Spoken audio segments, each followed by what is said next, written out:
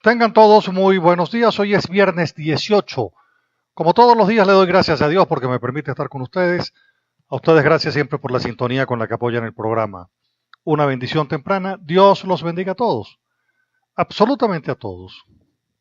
Bueno, vamos a comenzar nuestro análisis hoy en, en un hecho que se está profundizando en la sociedad venezolana, fundamentalmente en los sectores más populares, a donde se está haciendo uso del sistema de distribución por vía de lo que llaman CLAC. Porque ahora los consejos comunales, chavistas, porque eso no han vuelto a tener elecciones, están ordenando que se tiene que sacar el carné de la patria en un ejercicio, lógicamente, de discriminación política. De discriminación política. Porque la Constitución bolivariana, la única Constitución por la que usted y yo y todos hemos votado, unos a favor y otros en contra, y en el 2007, cuando se propuso la reforma para que fuera socialista, una importante cantidad de chavistas y los no chavistas salimos a defender la Constitución bolivariana en contra de la pretensión de que se la convirtieran en socialista. Bueno, ahí se establecen los derechos que el venezolano, que el ciudadano tiene en el tema de la alimentación. El primer derecho que tiene el ciudadano es a comprar de conformidad con un principio que se denomina de soberanía alimentaria. La soberanía alimentaria es la posibilidad de que ese usuario, ese ciudadano venezolano o extranjero que viva en Venezuela, tiene de comprar el producto, cantidad y frecuencia del producto que necesite en cualquier lugar, bodega, abasto, supermercado, cadena, de forma libre, vale decir, usted puede comprarlo en cualquier parte del país, en cualquier parte, en cualquier lugar. Eso se denomina soberanía alimentaria.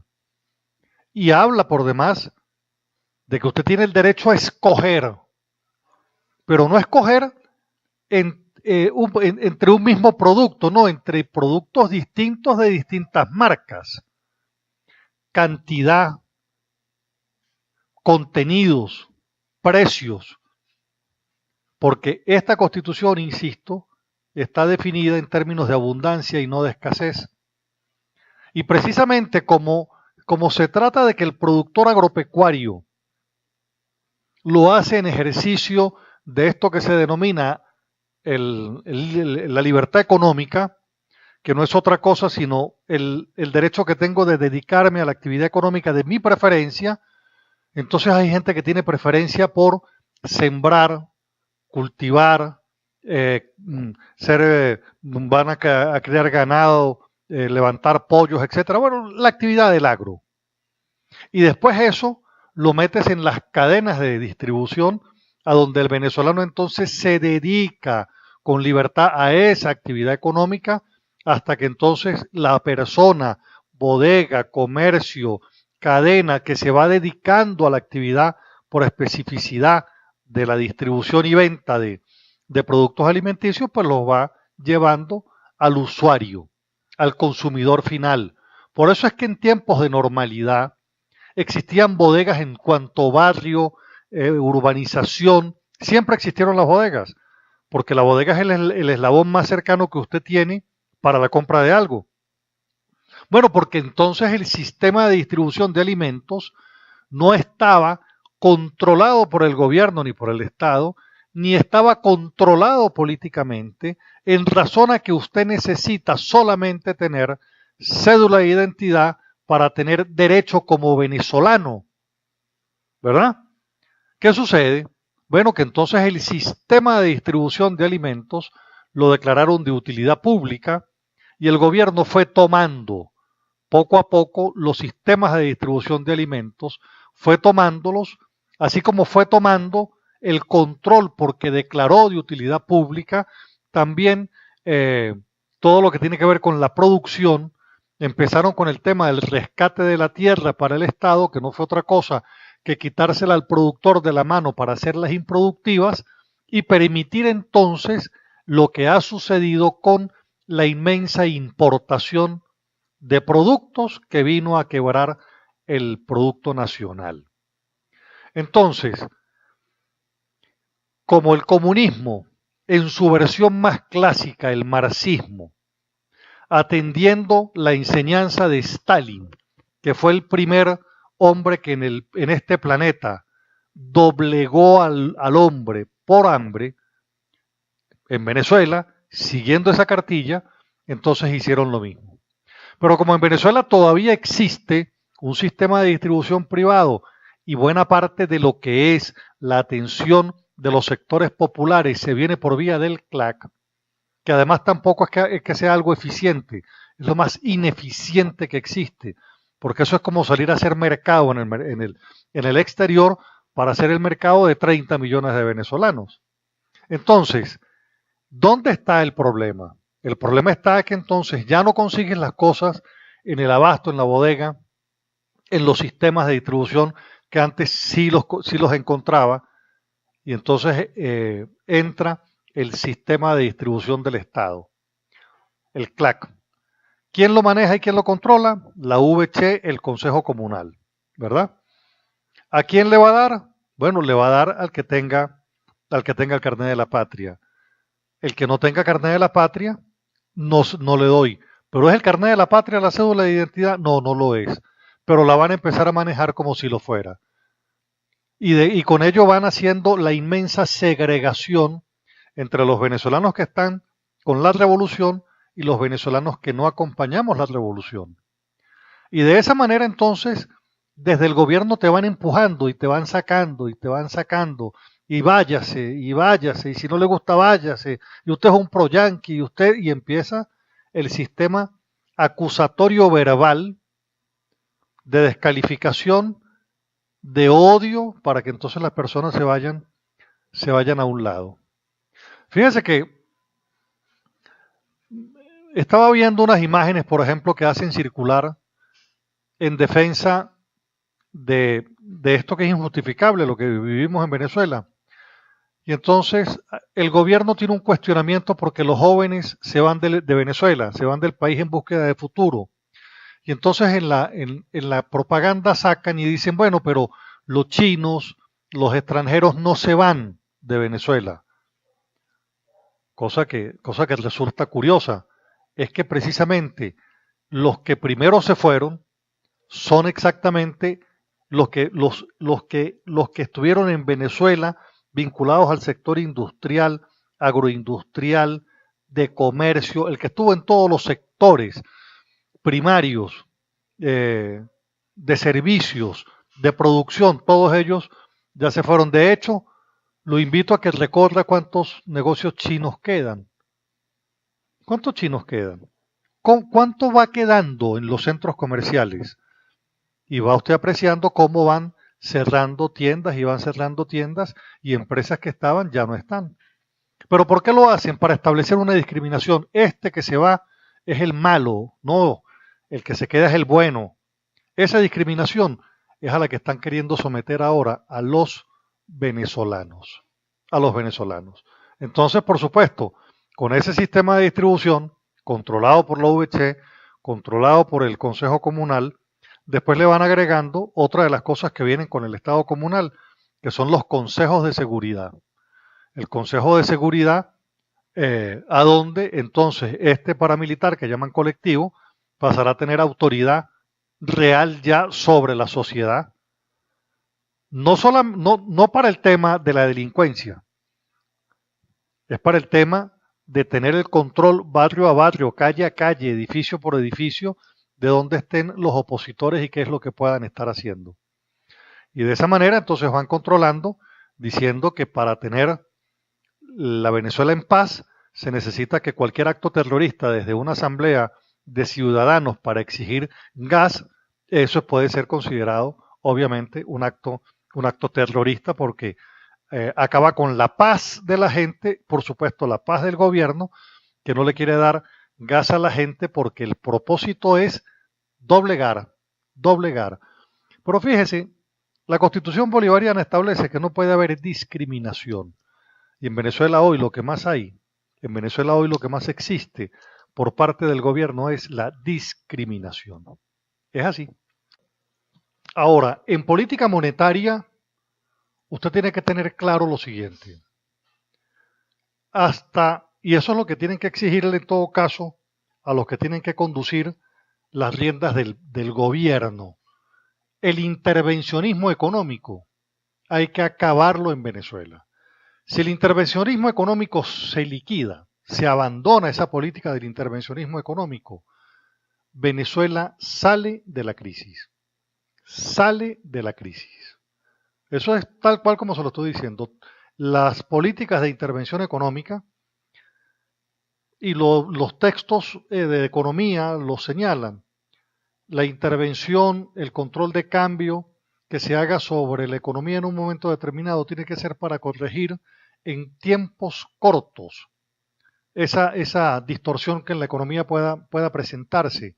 Pero cuando el control de cambios es muy extendido en el tiempo, pues simplemente va a terminar generando esa crisis que hoy tenemos, va a terminar generando una asimetría en la relación internacional y va a generar precisamente esta profunda crisis en la que estamos.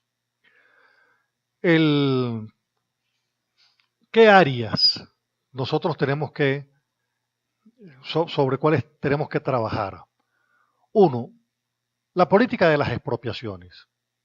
Las expropiaciones hay que acabarlas. Nosotros tenemos que entregarle al sector privado. ¿Quién es el sector privado? Los venezolanos concebidos individual y agrupados en corporaciones, asociaciones, cooperativas, pero los venezolanos, ¿verdad? Son los que tenemos la responsabilidad de crear y generar la riqueza que la misma sociedad, por vía de sus sistemas, va a distribuir. De tal manera que esa concentración en la expropiación, pues simplemente lo que ha generado es un gigantismo de industrias en manos del Estado que están todas cerradas. Esa es la verdad.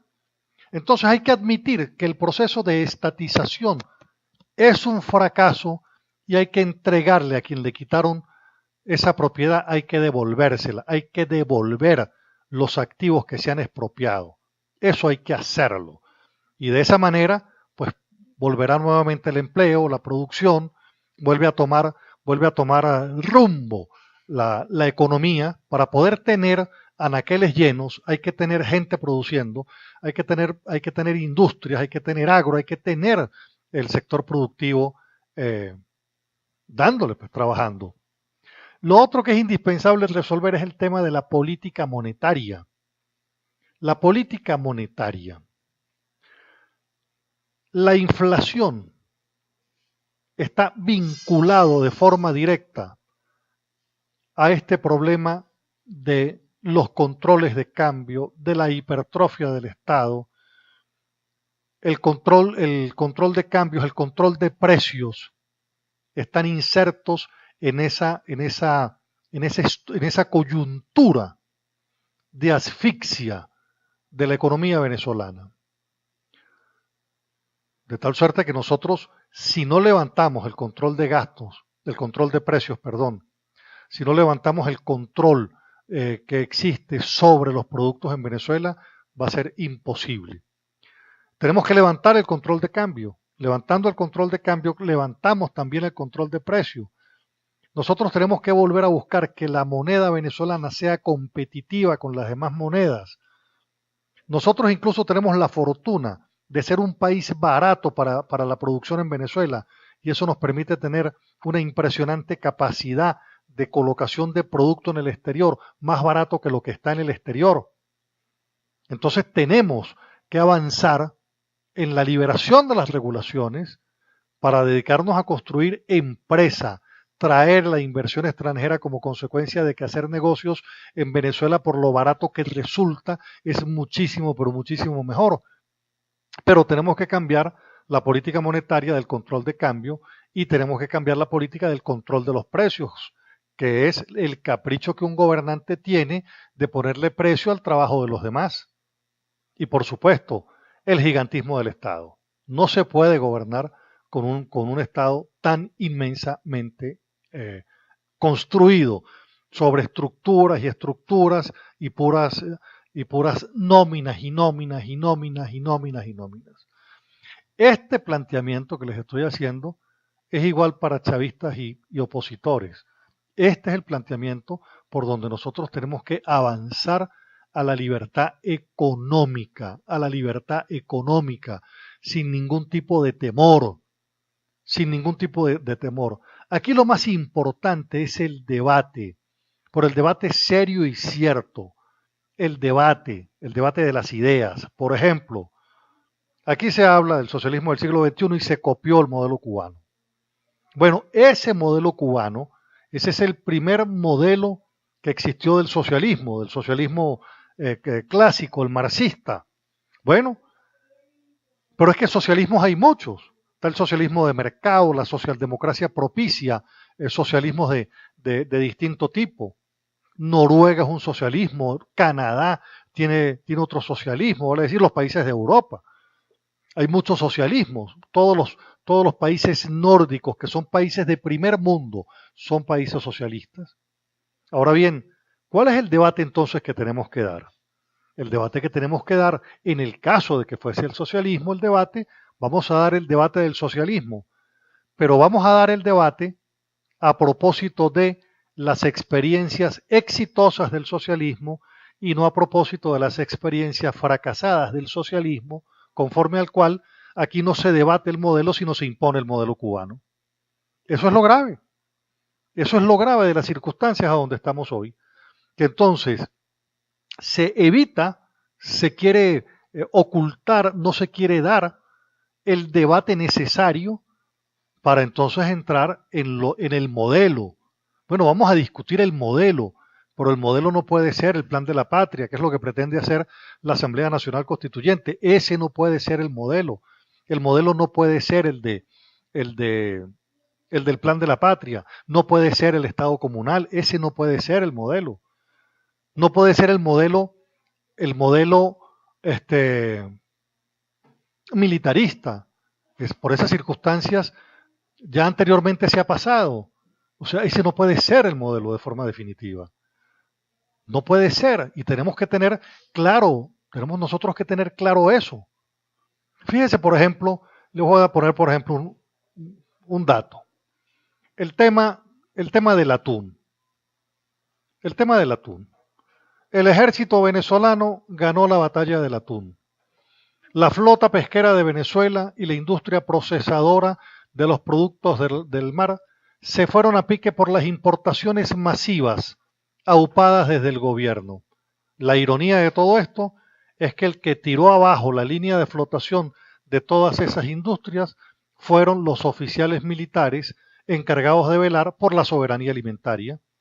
¿Por qué lo hicieron? Bueno, porque una empresa subsidiaria de la Caja de Ahorros del Ejército fue a la que le dieron la importación de atún y otros bienes.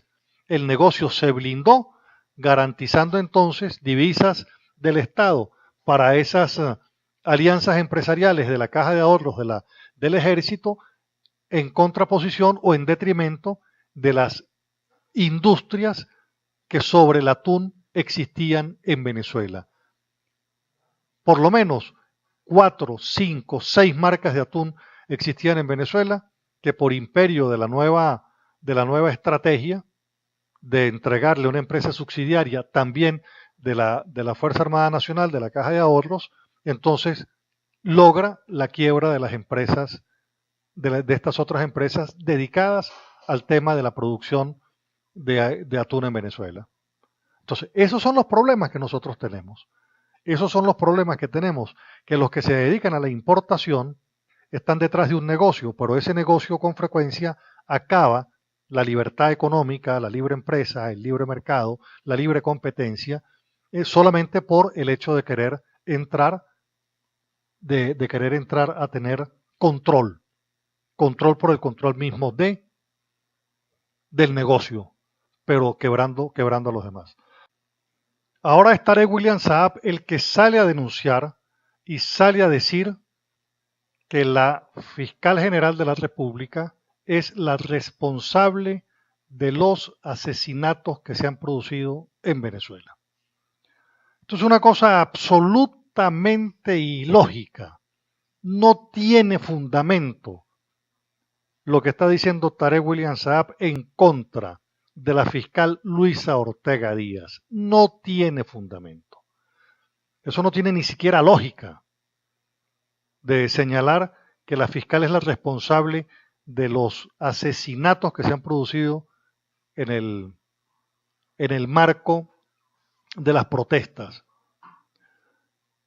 Y eso le indica que si una persona como el fiscal general, que tiene que tener en todo caso una posición mucho más objetiva, porque él tiene que valorar al final cómo son las circunstancias de tiempo, modo y lugar para que se den estos homicidios, estos asesinatos, puede entonces decir que es la autora intelectual de todas las muertes que se han dado en Venezuela. Esto de verdad no tiene ningún tipo de sentido. Quiero que sepan que una de las cosas más difíciles de demostrar, son las autorías intelectuales. Y pretende Tarek William Saab erigirse como el que va a demostrar la autoría intelectual de la fiscal general de la República. Si eso es así, buena parte entonces de lo que va a ser la Comisión de la Verdad ya está hecha. Ya no se necesita entonces seguir acusando a los opositores y deberían estar saliendo libres buena parte de los que ya están. De forma definitiva, eso es así. Ahora fíjese, otro detalle que le quiero comentar. Bueno, mañana tiene la Asamblea Nacional una papa caliente en la mano. Ha sido citada la directiva de la Asamblea Nacional a comparecer a la plenaria de la Asamblea Nacional Constituyente. Y eso va a marcar de forma definitiva una ruptura o un proceso de armonización de la Constituyente con la Asamblea y de la Asamblea con la Constituyente. Quiero decirles que en los papeles que les leí de Zapatero está que ese punto fue conversado. Yo no sé qué va a pasar mañana, pero en los papeles que se debatieron con Zapatero está el respeto a los poderes públicos, a excepción obviamente de lo que pasó con la fiscal general, pero hay una suerte de respeto, una suerte como de armonización con el tema de la constituyente. Si la directiva se presenta, es porque esto que les hablé del tema de los papeles de Zapatero se verifica y se ha venido verificando por demás. Se convocó elecciones y la oposición va a participar en elecciones, etcétera. Si esto se presenta, entonces hay un proceso definitivo de armonización entre estos poderes.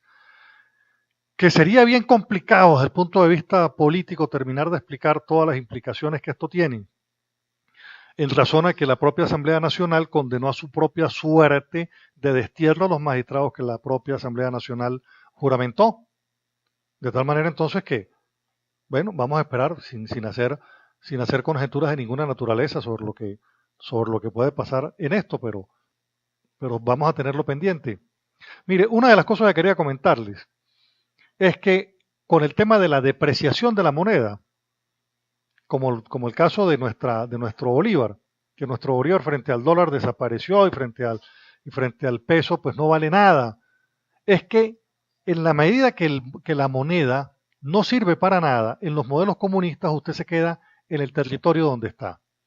Por eso es que para los venezolanos, Bogotá, Aruba, Maicao, salir de Venezuela, cada día para nosotros es mucho, pero mucho más caro. Y como es caro, usted tiene menos posibilidad de irse del país, porque no tiene posibilidad de irse vía aérea, porque ya no hay líneas aéreas, las marítimas ya no existen, y lo único que queda son las vías terrestres. Entonces, irse por la vía terrestre es tan, pero tan caro, ¿verdad? Porque el cambio para comer, el cambio para lograr eh, comida, alojamiento, es tan caro que entonces empieza usted a sentirse que está atrapado en Venezuela. Y eso es efectivamente lo que hacen los gobiernos comunistas con el tema de la devaluación del bolívar. Bueno, llegamos a la parte final del programa. Espero les haya gustado. Mi teléfono es el de siempre. 0424-724-4318. Sígame por favor en Twitter. @Carlos Casanoval. En Facebook Carlos Casanova. Nos encontramos el próximo lunes. Que tengan un feliz fin de semana. Los quiero mucho. Dios los bendiga. Regáleme usted a mí también su bendición. Gracias.